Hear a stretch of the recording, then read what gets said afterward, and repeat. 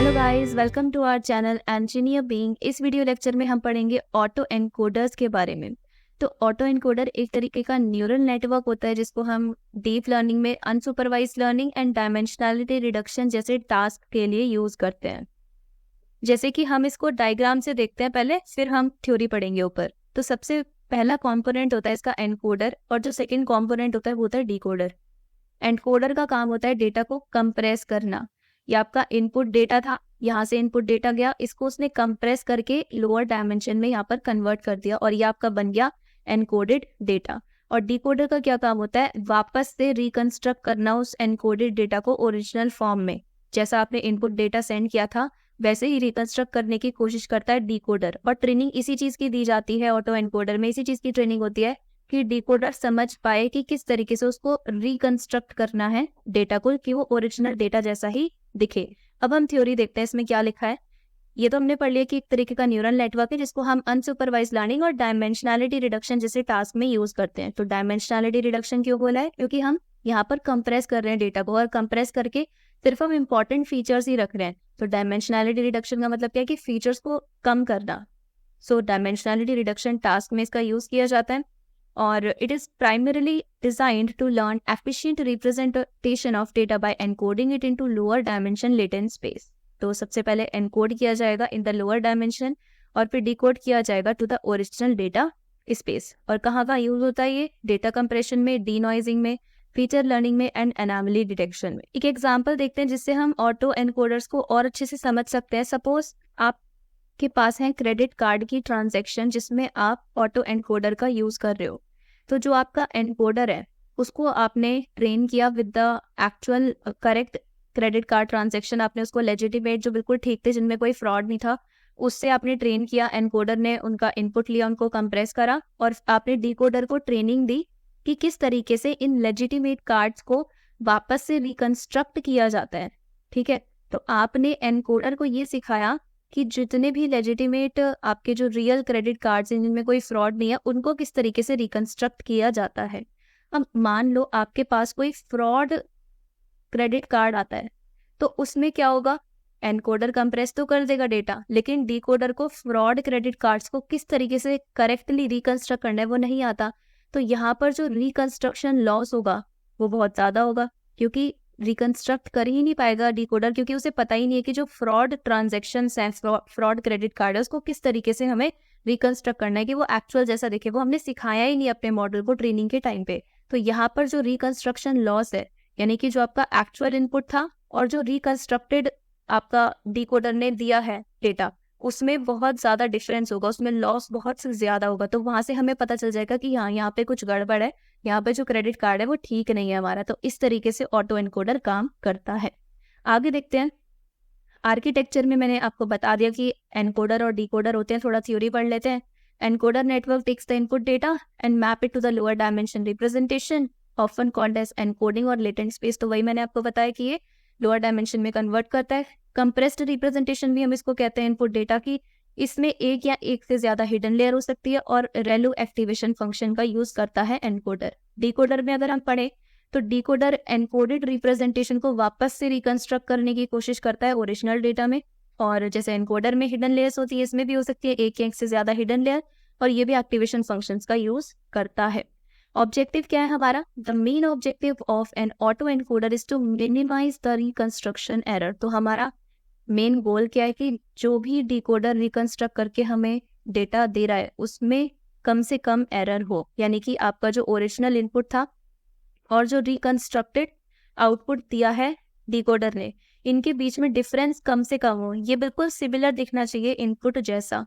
तो यही हमारा ऑब्जेक्टिव है, which measures how well the decoder can reconstruct the input data from encoding. तो वही चीज लिखी है कि रिकंस्ट्रक्शन एरर कम होगा, यानी कि डिकोडर की ट्रेनिंग बहुत अच्छी है और डिकोडर बहुत अच्छे से रिकंस्ट्रक्ट कर पा रहा है, बिल्कुल ओरिजिनल जैसा इनपुट हमें दे रहा है।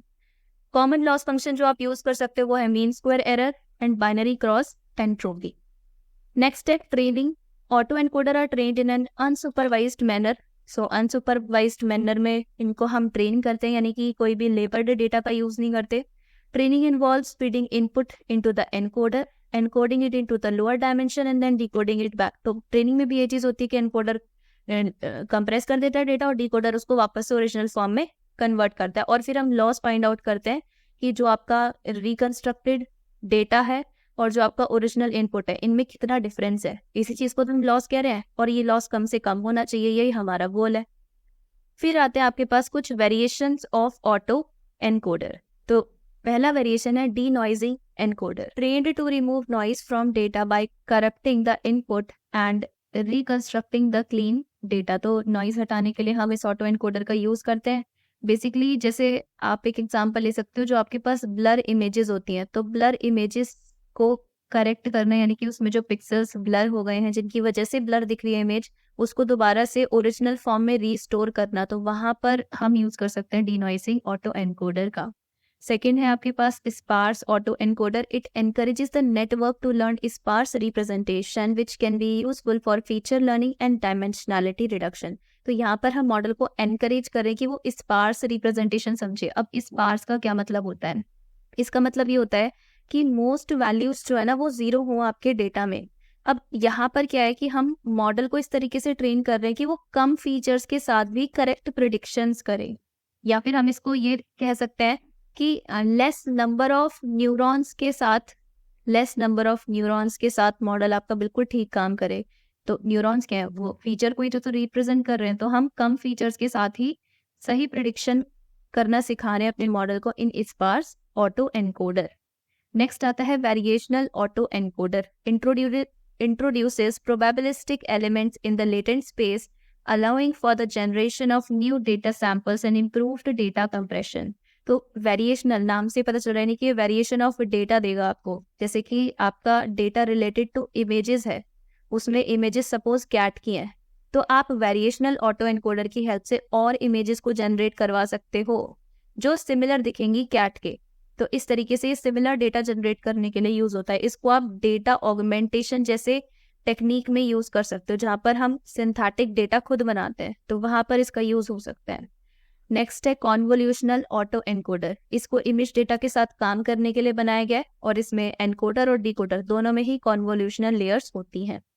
नेक्स्ट है आपका recurrent auto encoder. Recurrent auto encoder ये सिक्वेंशियल डेटा के लिए सूटेबल रहते हैं।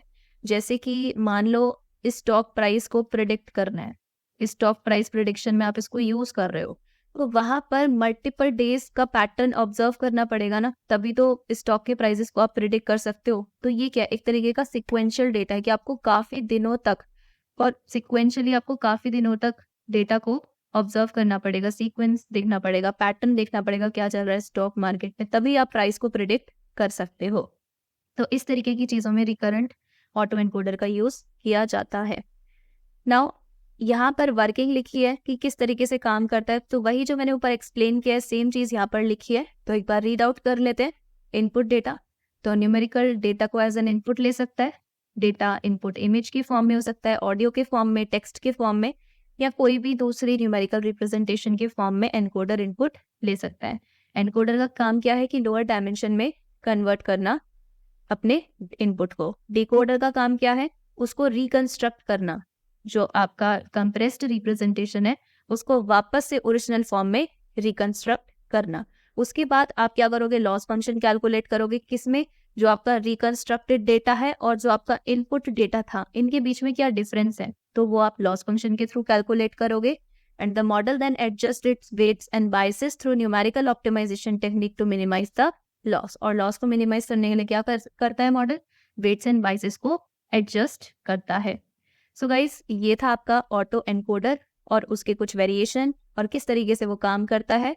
आई होप आपको समझ में आया होगा। अगर आप लोगों का कोई डाउट है so guys let me know in the comment section. Video अच्छा लगा हो तो लाइक करना, अपने फ्रेंड्स के साथ शेयर करना और इस चैनल को सब्सक्राइब भी कर लेना, जिससे आपसे कोई भी इंपॉर्टेंट टॉपिक मिस ना हो।